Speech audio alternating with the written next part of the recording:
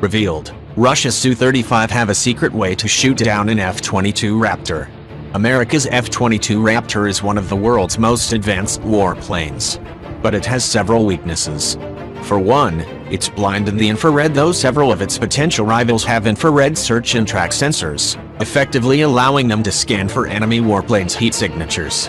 The last U.S. fighter to have an IRS sensor built in during development was the F-14 Tomcat. The F-A-18 Super Hornet now has the option of carrying a centerline drop tank with an IRS, which will make it expensive to actually drop in combat.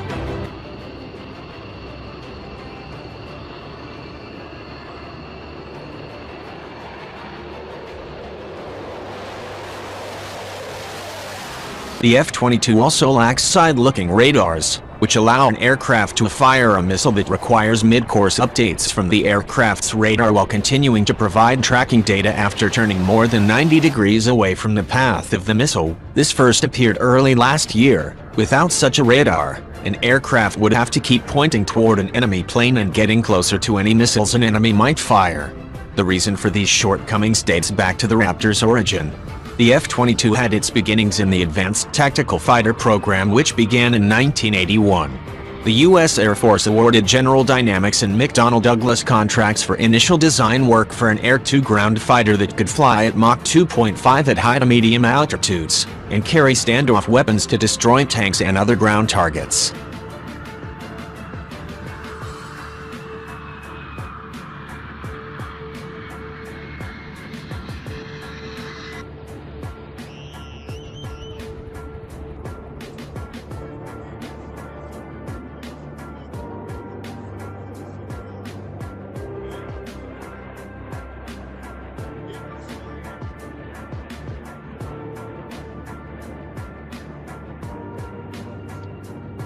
Nothing came of that program initially because the F-16 Fighting Falcon, originally designed as an air-to-air fighter for daylight hours, came in the back door and was repurposed to fill the air-to-ground role.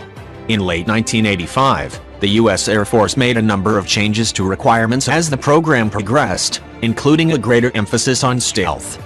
It also changed the selection process so that, instead of 4 companies receiving approximately $100 million each, 2 would be awarded contracts of $700 million each to produce flying prototypes. One of the prototypes would be powered by Pratt & Whitney F-119 engines and the other with General Electric F-120 engines. At around the same time, the U.S. Air Force sent out letters to the competing companies to encourage teaming.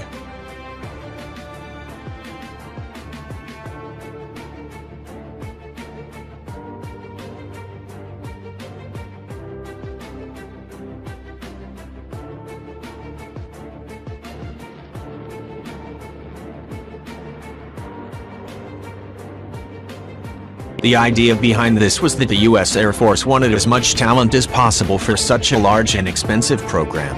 As a result, Boeing, Lockheed and General Dynamics formed one team, and Northrop and McDonnell Douglas formed another. Rockwell and Grumman did not team. On October 31, 1986, the Air Force announced Lockheed and Northrop as winners of that stage of the Advanced Tactical Fighter program. The teaming agreement among Boeing, General Dynamics and Lockheed called for the winning company to be the team leader, so Lockheed took that role. The winning teams were given 4 years to produce their flying prototypes. Lockheed's design at this stage had a large rotary weapon bay which pushed the engines and inlets outward, in turn producing an excessive amount of wave drag. This is exactly what happened to the F-35 Joint Strike Fighter with its vertical lift fan, making the aircraft too wide and draggy. The vertical lift fan is the original sin of the F-35 design.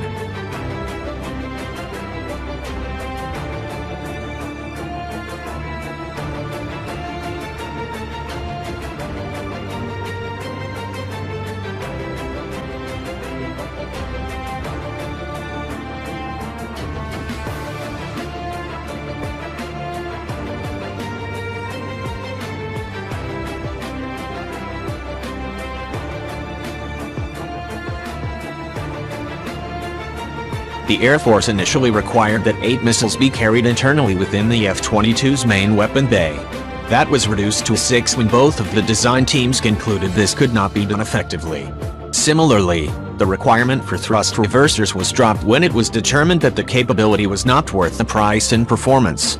The F-22's basic challenge was to integrate stealth, supercruise, highly integrated avionics and agility into an aircraft with a longer range than the one it was to replace, the F-15 Eagle.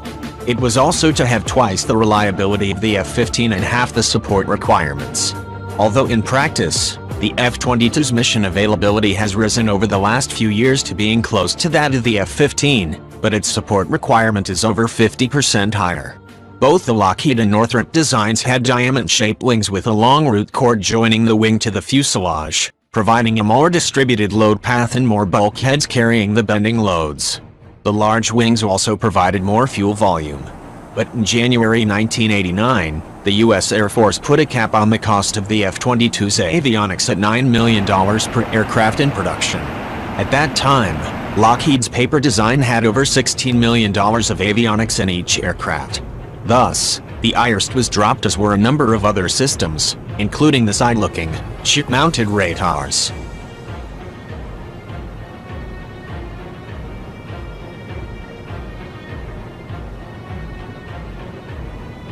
The processing power of electronics and the acuity of optics have improved in the last decade, so the cost of avionics relative to the cost of the airframe has fallen. Nevertheless, the reason why the F-22 doesn't have an IRST dates from the avionics cost cap imposed in 1989. The U.S. Air Force didn't prescribe which systems were to be dropped in order to meet the cap.